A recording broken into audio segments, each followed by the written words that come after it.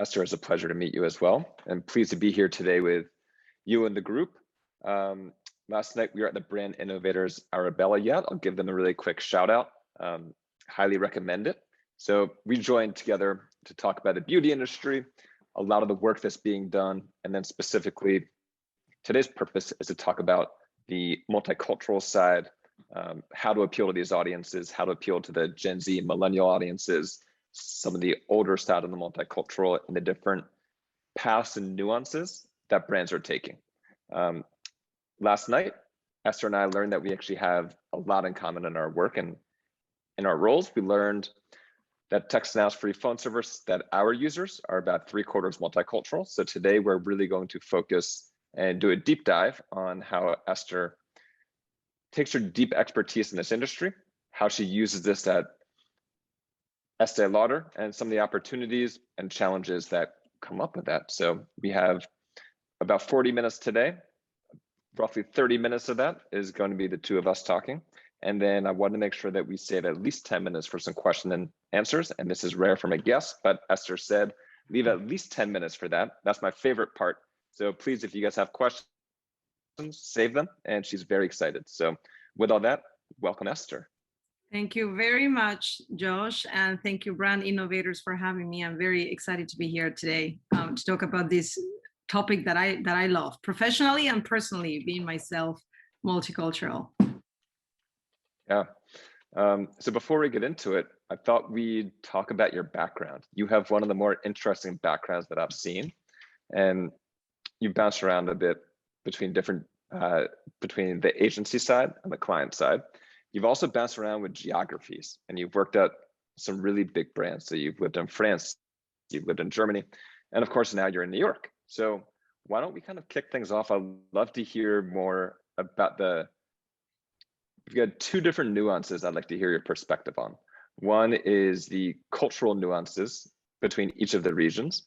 And then two, let's just talk about how the geographies themselves differ. Okay. Thank you again, Josh, for the question. I'm looking forward to these 40 minutes together. So I am originally from Spain. I've lived in Spain 22 years and I've been on the go 22 years. So I just hit like my 50-50 in life. But certainly my whole family is in Spain. I'm very close, very clear on where I'm from and really very close to Spain, really. I went to college there and then I left, and that's been the on the go part, right? So always loved foreign languages. That's really how I started, and studied for a year in Germany, for a year in France during college, and then as soon as I graduated, I got my first job in Germany, actually in advertising sales, working for CNN International. So already, the American connection was there, but based in Germany. I was there for a few years. I was transferred and promoted with CNN to Paris, to the Paris office. So I moved to Paris. I was there for a couple of years. That's where I switched to the media agency side. So Group M was a wonderful home for me for 8-9 years. I worked with them in Paris, and they transferred me to New York. So that's how I came to New York with MEC, actually. Part of Group M. Will always be grateful for that piece. And at that point, I was already working in an international setup, running the international business for Campbell's Soup Company and DHL and Remy Cointreau. So I came to New York to run the Campbell's business internationally. I moved to Mindshare for a couple of years to run American Express, also the international business. And then 9 years ago, I switched to the Estee Lauder company. So to your point, first time on the brand side, with a 4-month-old baby. I remember it all happened during my parental leave. So it was very big job for me, and with the baby and everything. And 9 years later, I'm still at this wonderful company. And I really came to the company through my media expertise, because that was my background: digital transformation, digital media strategy. But from there, I've really worked in different capacities. So I overtook the CRM function. I worked in-store retail experience, in e-commerce, and now I'm like supervising omnichannel projects. So always in a global capacity, the global headquarters for the companies in New York. And I work indeed with North America, Latin America, Europe, Asia, the UK, and travel retail, which is a region by itself for us. So it's a global position working with all those geographies. So I have colleagues from everywhere in the world. And me, myself, I like to always learn and consider myself, a citizen of the world as well. So that is my background. Okay.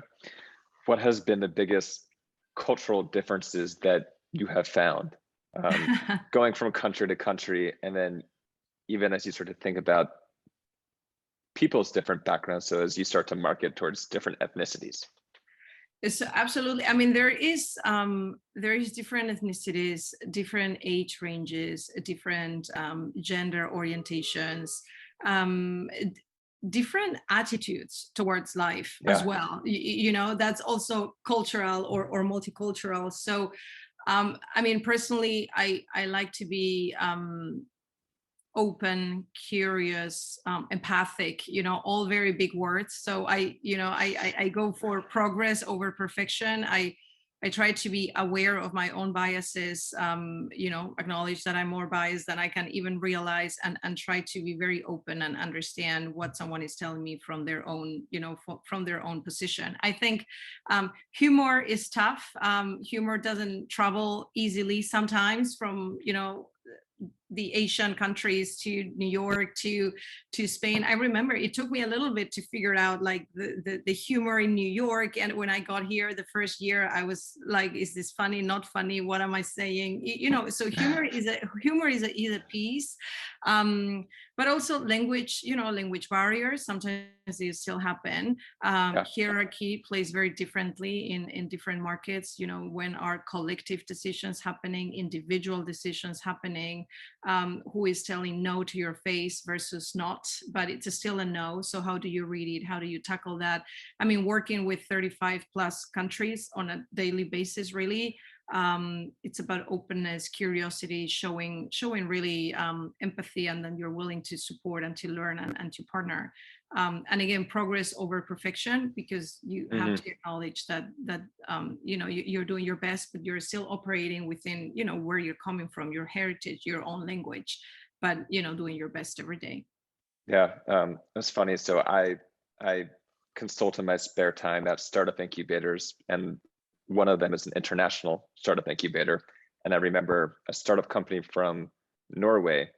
I always like to weave in some kind of humor when I discuss, and I made a joke that I thought was going to play extremely well, and their faces were just dead silent, and I start sweating, and I just keep going and assuming they didn't find it funny. And after the presentation, I get 4 or 5 emails saying that was so funny, blah blah blah.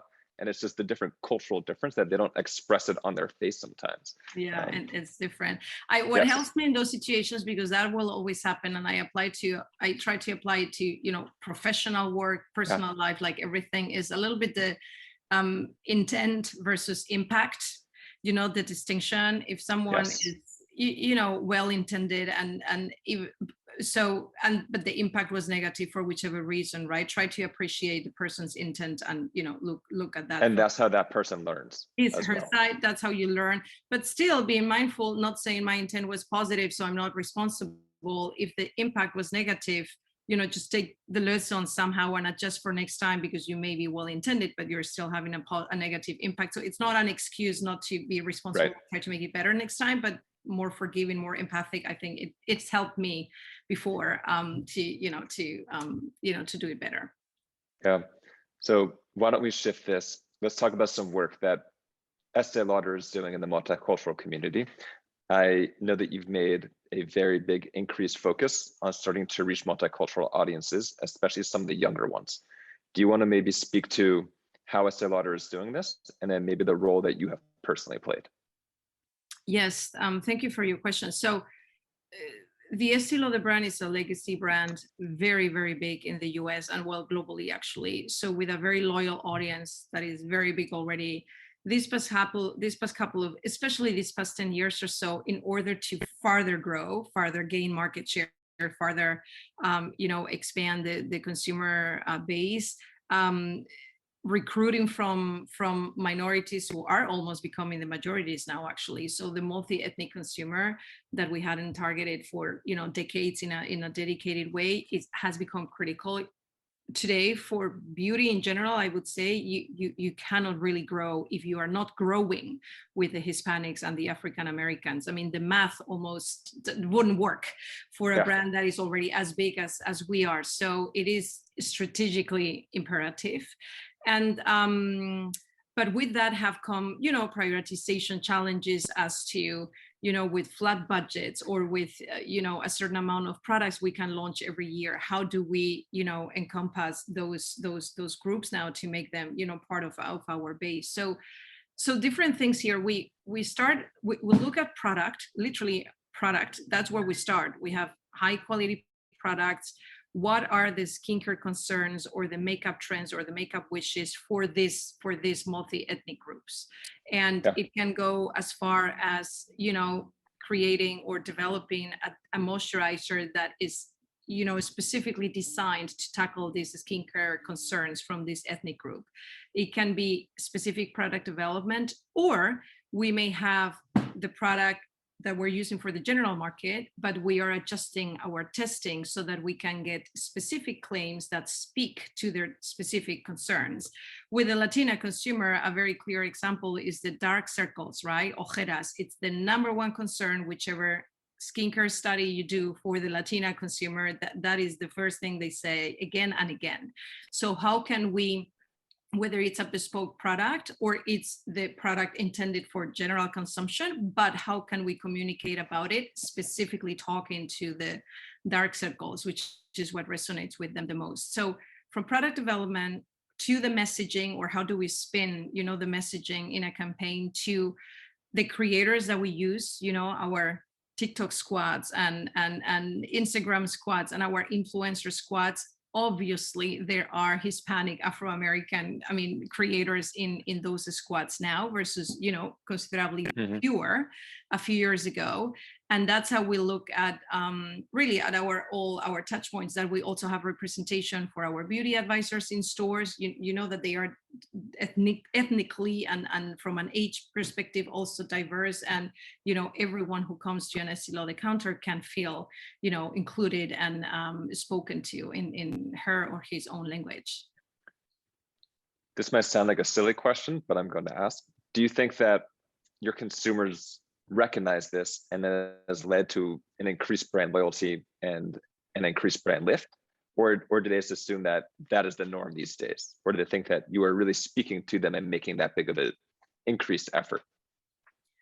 I think there is recognition. For example, when a few years ago already, Double Wear, which is our leading makeup foundation, it's the #1 globally, and we have, I believe, in the US now 56 shades. So that is more than any competitor, or as much as some of the top 1, 2, 3 competitors. But that increase in shades for makeup, for foundation, happened a few years ago, and I do think there was recognition in the marketplace. Estee Lauder and a couple of other competitors are expanding their, black is not only black. Black is, I don't know how many shades of black we have. It is, 20 plus. So, so that recognition was there. Now, rightly so, I would say, became quickly table stakes, as in, the consumers demand even more. And so I would say, more than recognition that, oh, it's great that it's like, if you don't have it, it's a problem. So it's more like the negative effect. You know what I mean? You cannot not have it, then it's really a bad thing.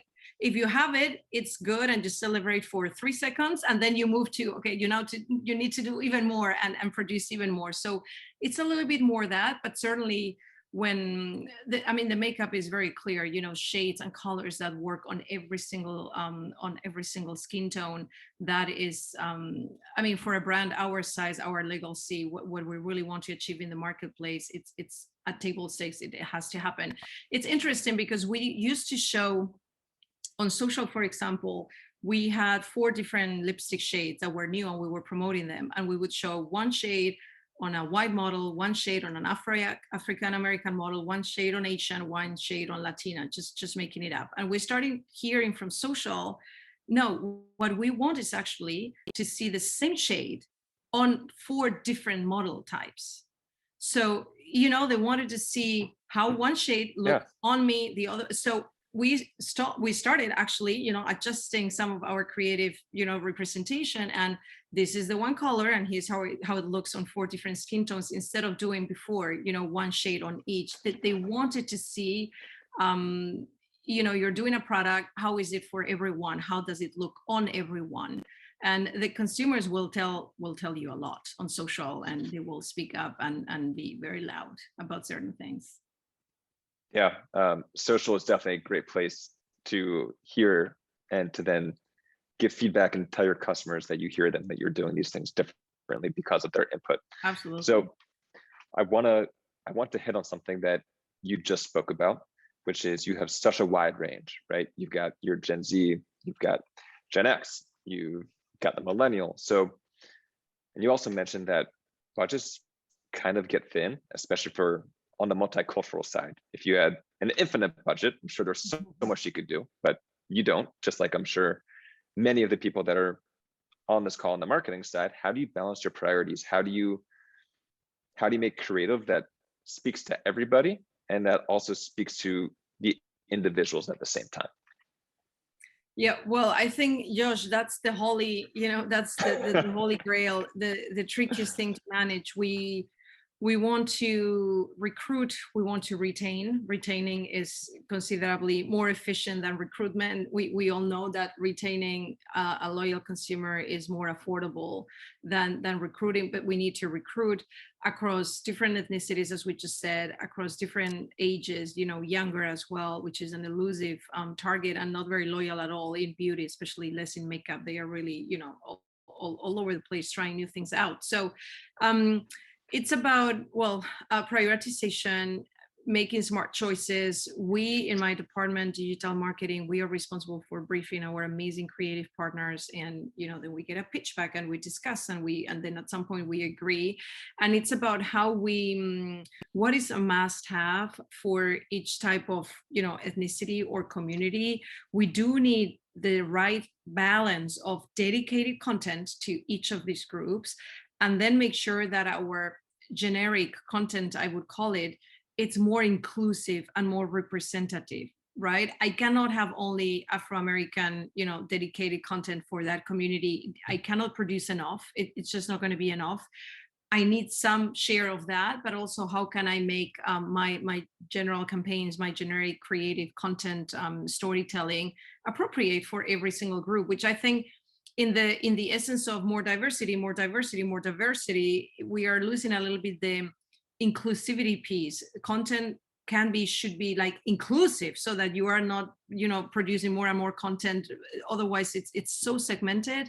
It's not easy as well to be consistent if you start producing content by niche, by community, by, you know, it gets tricky there to lose a little bit the essence. So I mean, a simple way to do this is for our generic campaigns, for our heroes, we used to have a hero model for many years. We used to have a hero model. Now we almost always have 2, if not 3. They are ethnically diverse, so at least, and that's our generic like hero campaign, that it's everywhere, all over the place. So at least that is more inclusive visually than it was before, for sure. So I would argue that works partly for the African American, for the Hispanic community, and then I double down with some content dedicated or specifically developed for those groups. So it's an ongoing balance, and it varies by market, right? In the UK, for example, the opportunity with the Asian community, the Asian population in the UK is stronger than with the African American. So multicultural is also different, you know, different segments, different opportunities by market. You know, the Southeast Asian, there is a big, you know, Filipino community. So we multicultural, again, whatever that market is, a share of dedicated content for that audience, and then making all your content more inclusive in every way you can. Yeah, that's been a very big trend, and it's been a nice trend to see. That is more about inclusive marketing, trying to speak broad, but also targeted. Yeah. So I do want to ask a follow-up question. You mentioned that the younger generation is not loyal, and I like to think a lot of the marketers, each person tuning in right now probably has that same issue. So this question is twofold. One, we all know that the younger generation is the most diverse generation ever. They're getting very close to being the majority instead of the minority. So what have been some successful strategies in trying to retain? And we've learned at TextNow, our fastest growing segment is that younger segment, because we could pull them away from the other low cost carriers, and they're open-minded and they're willing to try something new. But the retention's tough. It's a very tough part. What have you learned? So we're still learning, but certainly because we've had success recruiting new, younger, with certain products, right? In our portfolio, as with many companies, even within a specific segment, you have a little bit more the higher end, the lower end, the entry products, which are a little bit more affordable, more generic. So those are our recruitment engines for the younger generation who may want to try out a first prestige beauty product for the first time, or that they are coming in from the mass market and want to gift themselves with a premium skincare product a little bit for the first time. We have those entry products, so you need to have that entry level. Even if you are prestige luxury, there's always an entry level into your categories. So having that piece, I think for us is the quality of the products. If the product is not good or good for them, they will never ever come back. So if you don't have an amazing product, I mean retention is just not going to work, I think. But if you have it, like it's our case, that's the starting point really. Where we've seen success is with engagement, and engagement in different ways. If we get them to come to store, or if they are in store already, the conversation with our beauty advisors, who are amazingly well trained to speak to you, address your concerns, have a dialogue. You purchase or you don't purchase, it doesn't matter. And we have an amazing menu of free services, from the 3-minute, if you only have 3 minutes, to the 20-minute consultation. So we know for a fact, and I would assume it's the same for many competitors really, if we get someone to get a service from us, like the chances for a second purchase, whether it's online or in store, are so much higher, because that's a very meaningful interaction. Someone is touching you. So of course we couldn't do that during the pandemic, but before, and now we're doing that again. So we know that is a big win and a big achievement towards retention. Online, or during the pandemic, or online, how can that happen? No one can interact with you really one-on-one, but through all the virtual try-on tools, whether a skincare diagnostic. We have technology now. We can do a very quick, technology check on your skin. But there is amazing technology. Scan your face, you get the picture, and you can really go 2-3 layers deep into your skin and assess, this is your concern, this is your recommendation. Virtual try-on, we had now it's table stakes, but when we launched it 2-3 years ago, it was really new. And the idea that you can try 30 lipstick shades in 30 seconds. That was really the campaign that we built. That is very engaging to younger, well, to any audience, but certainly to younger audience, because it's a gamification. It's really playful and fun. So, and if you try 30 lipstick shades, the chances that you buy only one are low. You're gonna want 2+, right? And if we get you there if we get you there to engage, to spend time with us, to participate in quizzes, to answer 3 simple questions, and then we tell you which fragrance could suit you best. And that's when, with this younger audience, there is a higher chance of that comeback second purchase a little bit later. So we are not transactional. It's really about bringing the emotion and those engagement mechanisms that give you the time. I'm like, the more time you spend with the brand, the higher the chances. So it's all about the time, getting you to stick around longer through quizzes, sweepstakes, virtual try-on technology, of course, in the store with the beauty advisor. So time equals, higher opportunity for the second purchase and beyond. Yeah, that definitely makes sense. So we have about 5 minutes left of questions that the two of us will talk through. And then I want to make sure that we save time. I've already gotten a couple of questions. So people, if questions arise, please type it into the chat, and I'm keeping a tab here. So I'd like to ask a quick question. We've talked about everything on the external side. So what you and the team are doing to market to your customers. And now I want to focus, what are you doing internally as far as diversity and multicultural promotion goes. So I've read you've done a lot with historically Black college and universities. I've read a lot of different things, but I want to kick it to you real quick to maybe talk about how you're hitting all the different resources groups and things that have worked. So I love the question because it starts internally. If it doesn't start internally, it won't be reflected externally. So fully believer in that. So I mean, I am biased, as I said at the beginning. I mean, the Estee Lauder Companies is an amazing organization. We just celebrated this year our 75th anniversary. So we've been around for decades, and we will be around for 75 plus more years. So 84% of the workforce is female. I would say empathy, caring, family owned, which we still are, really all apply 100%. So it really is a very heartfelt mission to be diverse, to be inclusive, and we do a lot for that. So there are so many initiatives internally, from the leading from every chair, which comes directly from our CEO, and the fostering of anyone regardless of level. It doesn't matter, one brand can contribute to another brand. There are many forums to share ideas, to be heard, to raise your hand publicly, anonymously, so anyone can really say and speak up in many ways.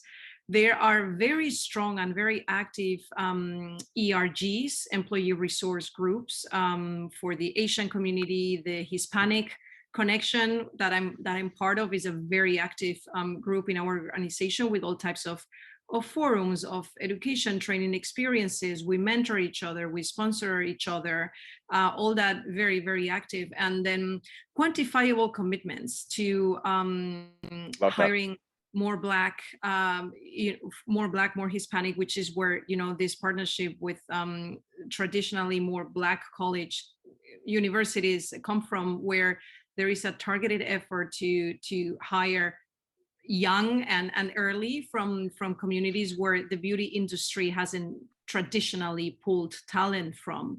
So they really walk the talk, and really do it. So and even more that I cannot think. The same with pride, with accessibility now, because inclusion is all about also disabled.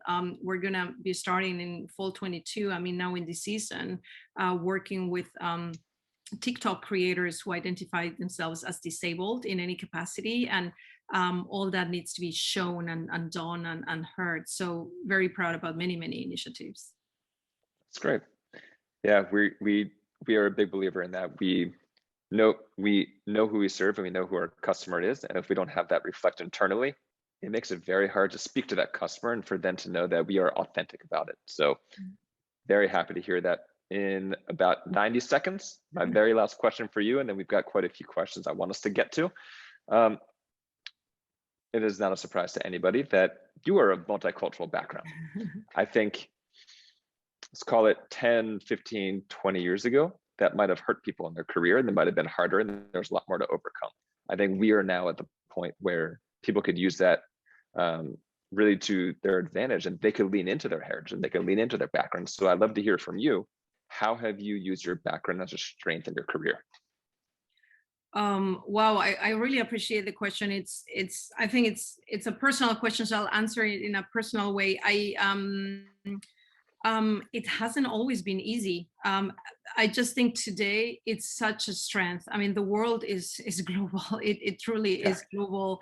Minorities are becoming the majorities in the US, as we've heard already in 3 years. Or I mean, it's already there, really. I personally love the challenges, the nuances, the richness that comes with being multilingual or multicultural.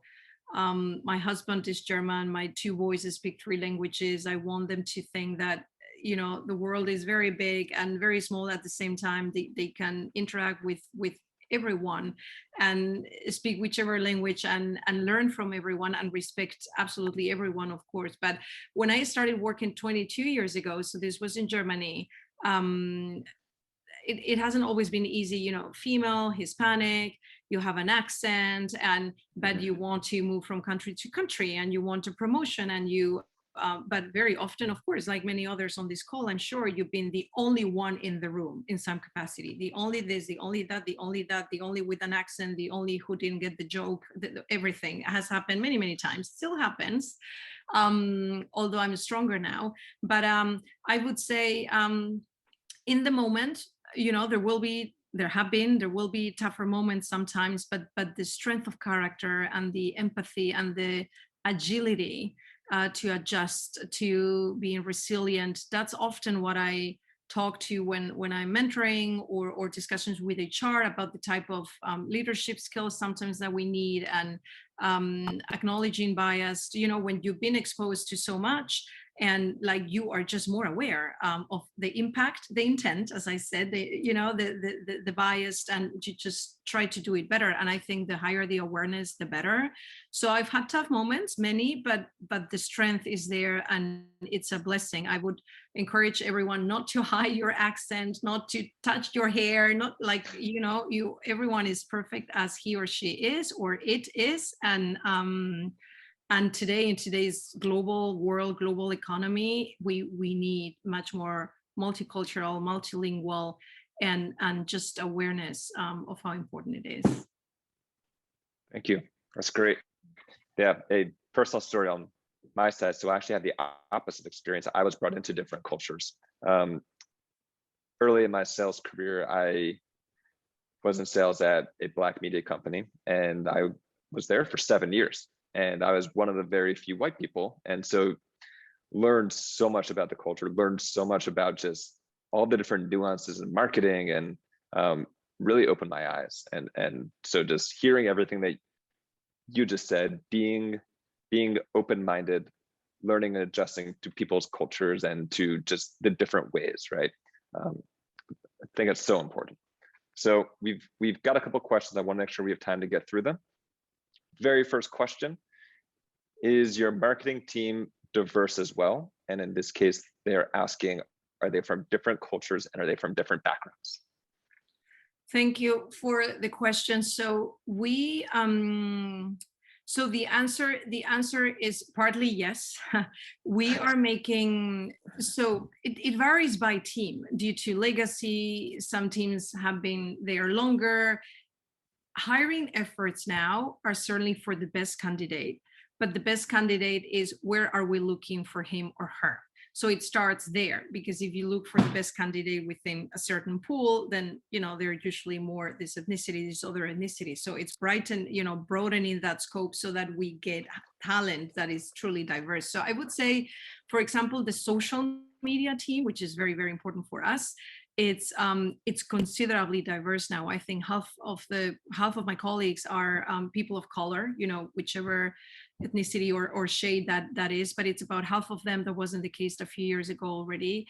And other teams, not so much. There is more work to do, but I think as some people move around to other departments, or people retire, or there is really a very aware effort for the moving forward, whom are we hiring and how are we doing it?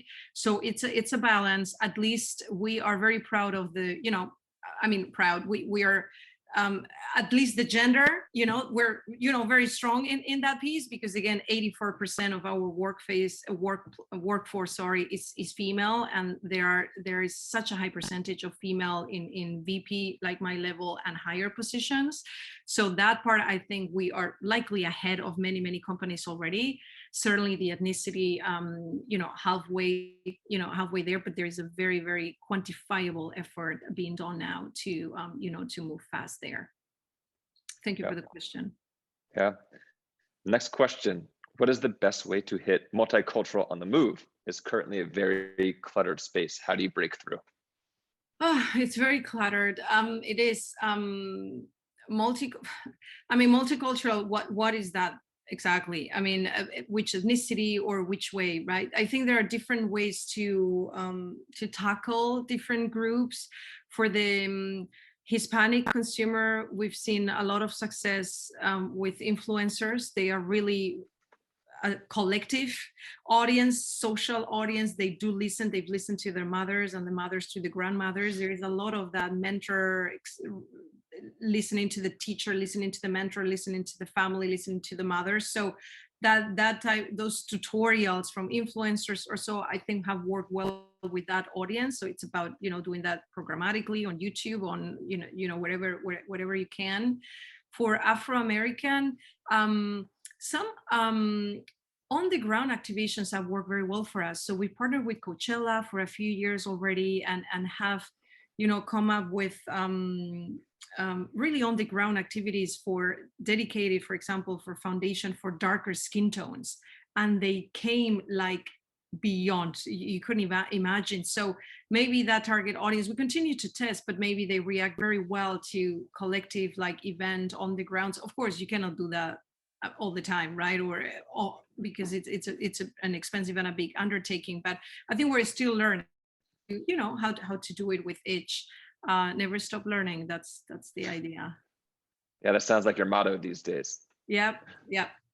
Okay, it looks like we have time for one more question, and I happen to love this one.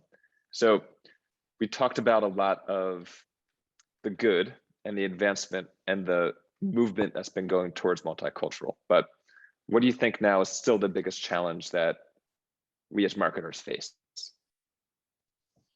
As marketers,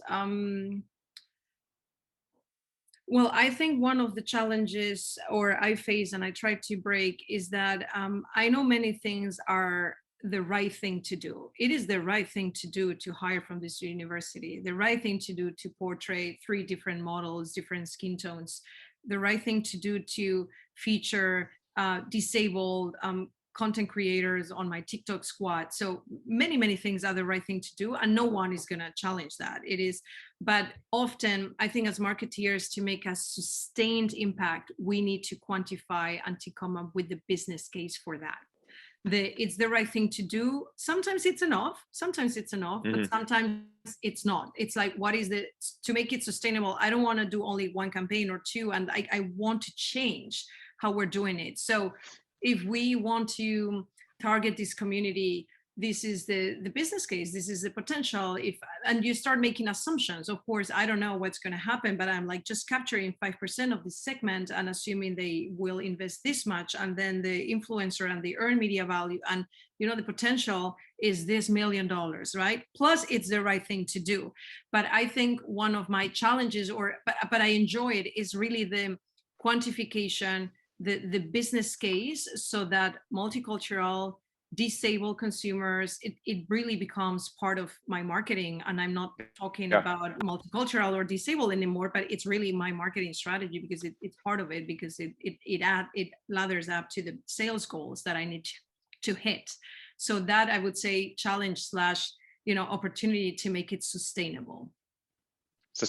And this happens in every big organization. We have the tangible, we have the intangible. The tangible side is very easy to measure. What is your lift in sales? The intangible, right, is what is the brand impact of this? How does this increase brand loyalty? And you can't put a number on that. So you definitely need the buy-in from your boss and your boss's boss. And exactly, as long as it gets pushed from the top down, it's great that you have support. Well, I'm sort of gobsmacked. These were terrific contributions and a great conversation. I think that it's been hugely valuable and important. And as Esther said, we never stop learning. And I thank Estee Lauder Company for starting to raise the bar with your 52 Shades of Foundation, making that table stakes, as you said, and doing this from the inside out. And Josh, thank you for bringing out all of those terrific points and for representing TextNow. And so you guys were just terrific. I know that lots of people are going to rewatch this over and over. It'll be on our website and on YouTube, as everybody knows, I hope.